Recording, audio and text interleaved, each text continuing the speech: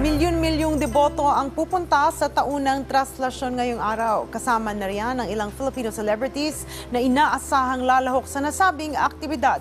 Kung sino-sino, yan alamin natin sa detalye ni Katlea Antonio. Rise and shine, Katlea. Pagbabalik ng tradisyonal na traslasyon, kung isang mahabang prosesyon ng imahe ng Poong Nazareno ang maglalakbay mula sa Quirino Grandstand pabalik sa Quiapo Church. Milyon-milyon ang tinatayang bilang ng mga deboto ng itim na Nazareno at kabilang sa mga ito ang ilang Filipino celebrity.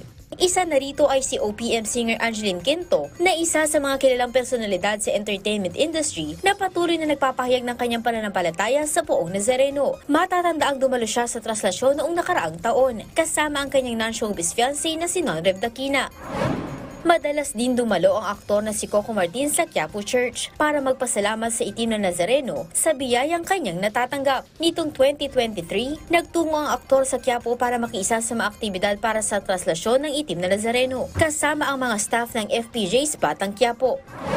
Deboto rin ang mag-asawang Melen Cantiveros at Jason Francisco ng itim na Nazareno. Sa kanyang Instagram post noong 2018, nakitang dumalo sa misa ang dalawa sa Quirino Grandstand. Katlea Antonio para sa Morning Show ng Bayan, Rise and Shine, Pilipinas.